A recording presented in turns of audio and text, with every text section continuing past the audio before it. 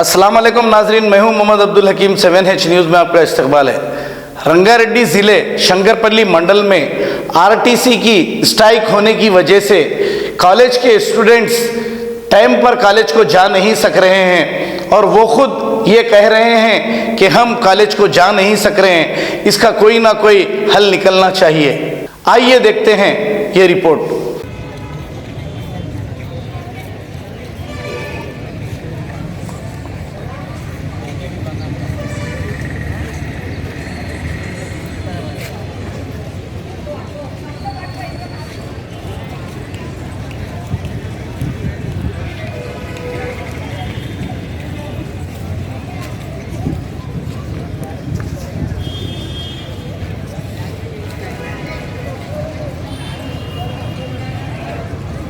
College दिया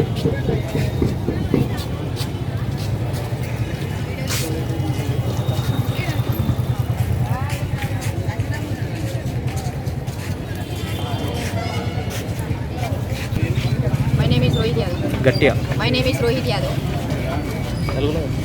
Shankarpally bus stand బస్సులు నడుస్తావా? శంకర్పల్లి బస్ స్టాప్లో అసలు బస్సులే వస్తలేవు.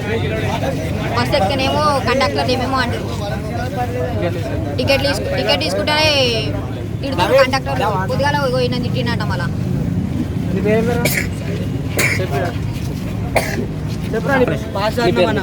నా పేరు సందీప్ వాసవి కాలేజ్ మోకియా మాది. పొద్దున మెట్రో బస్కి ఎక్కితే పాస్ అన్నాం. పాస్ మీద మళ్ళీ 10 రూపాయలు తీసుకోవాలంట టికెట్. ఆయన తీసుమార్కాడు మొడ్డ ఈ కొట్లో ఏం రూపాయలు అని మొడ్డ గిడ్డ అని మాట్లాడాడు. మొడ్డ గిడ్డ అని మాట్లాడితే ఏమన్నా అంటున్నావు, మా ఇంట్లోనే అందరూ ద్వారా దిగుండి అని మాట్లాడింది. మళ్ళీ ఎట్లుండాలన్న బస్సులో నడుస్తా అంటే మెట్రో బస్సులు బంద్ చేయమని, పాస్ నడిచే బస్సులోనే ఉంటాయి కదా అవి రమ్మని మన పల్లెవేలుగు బస్సులో రమ్మని. మళ్ళీ ఇట్లా మా పరిస్థితి ఏంది? మళ్ళీ పొద్దున కాలేజీకి రావాలంటే తిప్పలు అవుతుంది, మళ్ళీ పోవాలంటే తిప్పలు అవుతుంది. 7 అవుతుంది, ఒక్కోసారి 8 కూడా అవుతుంది. ఇంట్లోకి పైసలు ఇస్తలేరు. పాస్ అంటేనేమో పాస్లో కండక్టర్ రెచ్చిపోతున్నారు. నిన్న నైట్ కూడా అయింది ఇదో గొడవ. ఆమె వీడియో తీసుకోమన్నాము, అట్లేం లేదు. అందరు తీసిరు వీడియో. పాస్ నడుస్తలేకపోతే పాస్ మేమేం చేయాలి? మళ్ళీ పాస్ నడిచే బస్సులను రమ్మని, ఎవడొస్తాడు రమ్మని. మళ్ళీ కేసీఆర్ ఏమి ఇస్తున్నాడు? ఆయన సీట్లు ఆయన కూర్చున్నా తీసుమాకంతా రెగులాడుతున్నాడు ఆయన. ఏందన్నా ఇట్లా అయితే కాలేజ్కి పోవాలన్నా వద్దా? అన్న ఇంటికాడ కూర్చొని మేము కూడా పని చేసుకుంటాం. మళ్ళీ డిపో ఆయన ఎట్లా అట్లా ప్రశాంతంగా కూర్చుంటున్నారు. డిపో అంటే ఏం లేదు, ఆయన కూడా 10 రూపాయలు తీసుకోవాలంట పాస్ ఉన్న వాళ్ళు కూడా. బస్సులు బంద్ చేసుకోమని మళ్ళీ మొత్తం ఎలాగా ఎక్కువనే అవుతుంది రావాలా. అలా కార్లు పంపిమని. మళ్ళీ ఎవరెవరు దీనికి ఉన్నారు కదా కేసీఆర్, వాళ్ళ కింద ఎవరెవరు ఉన్నారో వాళ్ళ కార్లను పంపిమను. రోజు ఒకరు ఇంటికి పోయి డ్రాప్ చేయడానికి పోదాం. మళ్ళీ రోజు ఒకరింటికి ఏమంటారు లేదన్న. మళ్ళా డైలీ ఇదే పరిస్థితి. మళ్ళీ కండక్టర్ ఏమన్నా అనకాల ఇట్లా మాకు గలీజ్గా మాట్లాడితే మాకెంత ఉండాలన్న? కాలేజ్ కోము, ఇక మేము కాలేజ్ కోము ఇంటికి కూర్చుకొని మేము కూడా పని చేసుకుంటాం. ఇక కాలేజ్ కూడా పని చేయమని సార్ వాళ్ళు ఏమో రాకపోతే తీసుకుంటారు. నిన్న మొన్న జెంట్స్ కాదు ఎవడొచ్చినా తీసుకోకుండా మీరు ఎందుకు లేకుండా ఎవడు అన్నాడు? దెబ్బ కొట్టుడు ఏం కాదు, తల్లి కొట్టు కండక్టర్ డ్రైవర్ కొట్టుడు ఏం కాదు.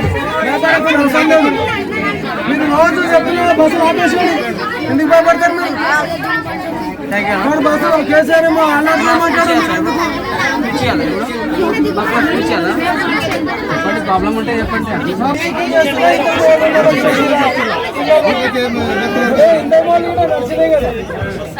మీకు తెలియదు, మాట్లాడదు, మీకు రైట్స్ లేవు. మీకు అనుభవం లేదు కాబట్టి మీకు రైట్స్ లేవు. పొలం చేస్తారు, ఇతర పిల్లలు చేశారు కాబట్టి చేస్తారు. మీరు సంబంధించుకొని వాళ్ళకి చెప్పాలి. చెప్పాలి. ఇప్పుడు నీకున్నంత అనుభవం ఇలా గుండెగా పిల్లలకు మొన్న స్టాండింగ్ మైదీపట్నం నుంచి వచ్చినాము. ఒక టికెట్ ఇష్యూ చేయలేదు. 7372 కండక్టర్ స్టాండింగ్ మైదీపట్నం. ఎలా తోసుకొని కొట్టుకొని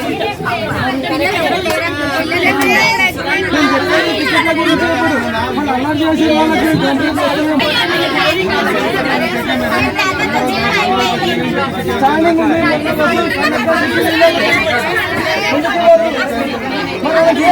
మాట్లాడే మైండ్ లేవు అసలు.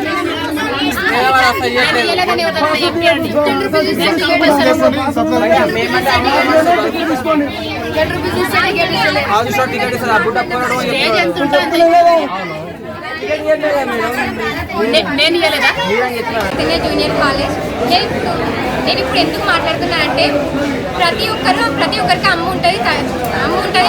వాళ్ళ కష్టం ఏంటంటే ఇప్పుడు మమ్మల్ని చదివించి మంచి భవిష్యత్తు తీసుకురావడం. బస్ పాస్ తీసుకుని ఆ పైసలు అయ్యి మళ్ళీ మెట్రో బస్ కూడా పాస్తో పాటు పైసలు తీసుకుంటే మా తల్లిదండ్రులు ఎట్లా కష్టపడి ఎక్కడి నుంచి చేస్తారు.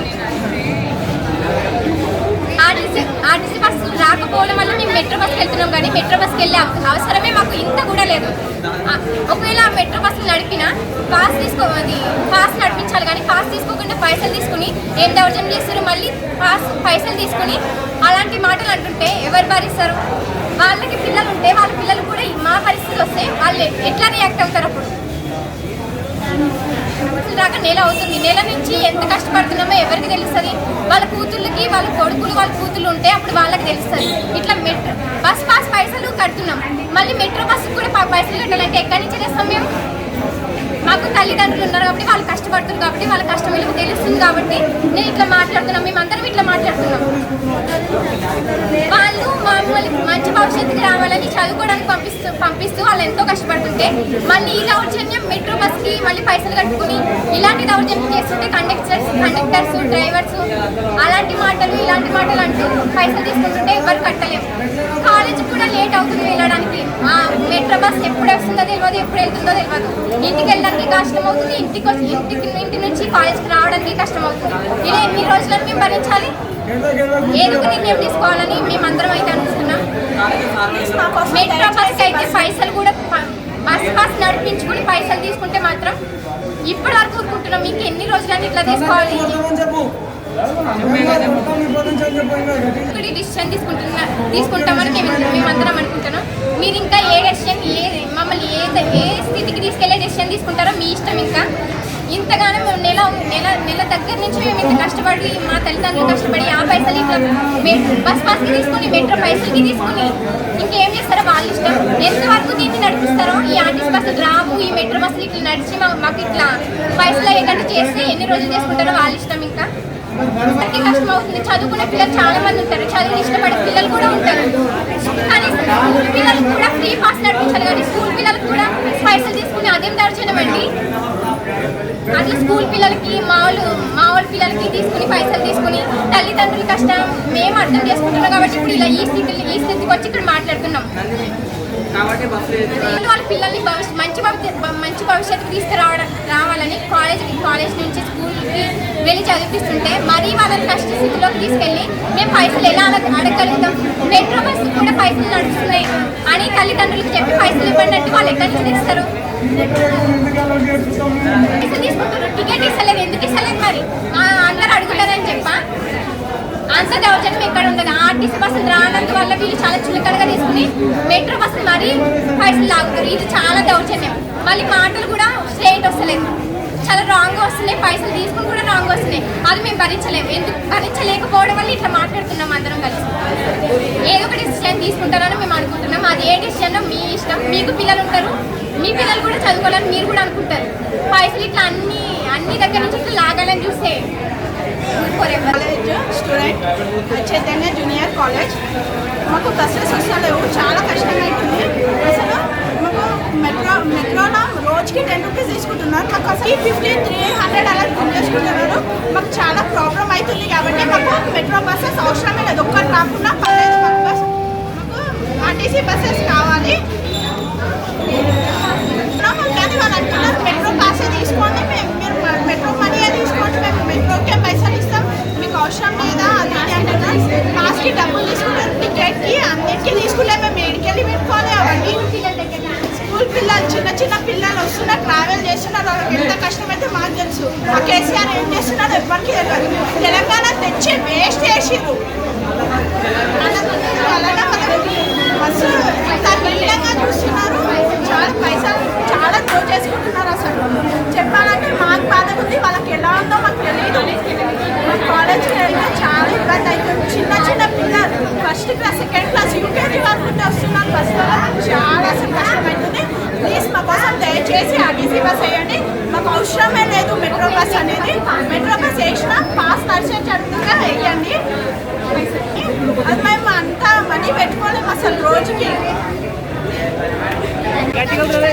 దాదాపు నెల అవుతుంది బస్సు కండక్టర్ ఏమంటారంటే గోపాలరెడ్డి ఆయన ఏమంటారంటే గోపాలరెడ్డి ఏం చెప్పినంటే కండక్టర్ ఏమో చేసిన మధ్యలో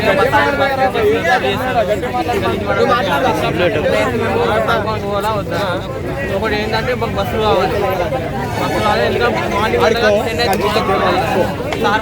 వాళ్ళు అందుకని మాకు బస్సులు కావాలి కేసీఆర్ ఏమో ఆయన సీక్రెట్ కూర్చుంటాడు సైలెంట్ కూర్చుంటాడు ఏంటంటే ఆయన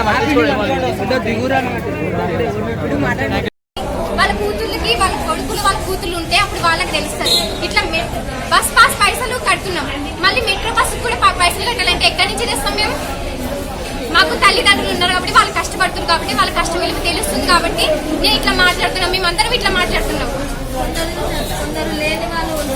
వాళ్ళు మమ్మల్ని మంచి భవిష్యత్తుకి రావాలని చదువుకోవడానికి పంపిస్తూ వాళ్ళు ఎంతో కష్టపడుతుంటే మళ్ళీ ఈ దౌర్జన్యం మెట్రో బస్ కి మళ్ళీ పైసలు కట్టుకుని ఇలాంటి దౌర్జన్యం చేస్తుంటే కండక్టర్స్ డ్రైవర్స్ అలాంటి మాటలు ఇలాంటి మాటలు అంటూ పైసలు తీసుకుంటుంటే ఎవరు కట్టలేము కాలేజ్ కూడా లేట్ అవుతుంది వెళ్ళడానికి మెట్రో బస్ ఎప్పుడు వస్తుందో తెలియదు ఎప్పుడు వెళ్తుందో తెలియదు ఇంటికి వెళ్ళడానికి కష్టం అవుతుంది ఇంటి నుంచి కాలేజ్కి రావడానికి కష్టం అవుతుంది ఇలా ఎన్ని రోజులను మేము భరించాలి ఏదో ఒక నిర్ణయం తీసుకోవాలని మేమందరం అయితే అనుకుంటున్నాం మెట్రో బస్ అయితే పైసలు కూడా బస్ నడిపించుకుని పైసలు తీసుకుంటే మాత్రం ఇప్పటి వరకు ఊరుకుంటున్నాం ఇంకా ఎన్ని రోజులని ఇట్లా తీసుకోవాలి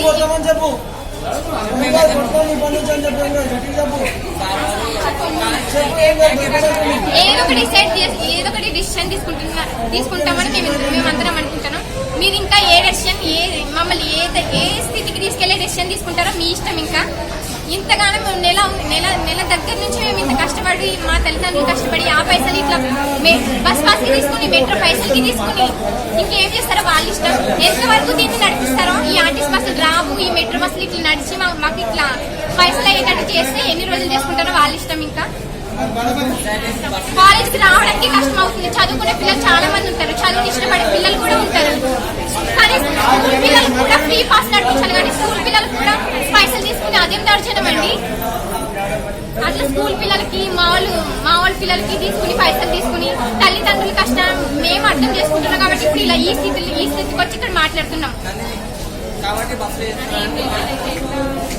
అసలే లేని వాళ్ళు వాళ్ళ పిల్లల్ని మంచి భవిష్యత్తుకి తీసుకురావాలని కాలేజ్ నుంచి స్కూల్కి వెళ్ళి చదివిస్తుంటే మరీ వాళ్ళని కష్ట స్థితిలోకి తీసుకెళ్లి మేము పైసలు ఎలా అడగలుగుతాం మెట్రో బస్సు కూడా పైసలు నడుస్తున్నాయి అని తల్లిదండ్రులకు చెప్పి పైసలు ఇవ్వండి అంటే వాళ్ళు ఎక్కడి నుంచి తెస్తారు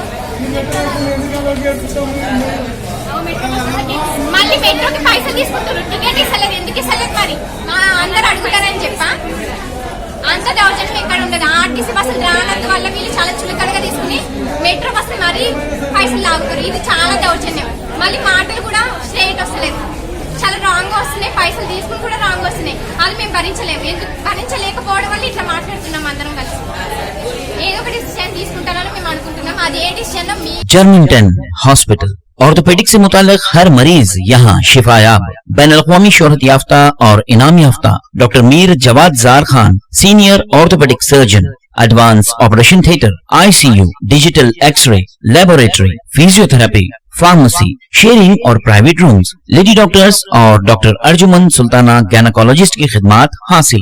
वाजिबी फीस और मुकम्मल सहूलियात से हजारों मुतमईन। एम्बुलेंस से आरास्ता जर्मिंटन orthopaedic hospital, pillar number 150, Attapur, Hyderabad. सच्ची खबरें आप तक पहुंचाता है 7H न्यूज।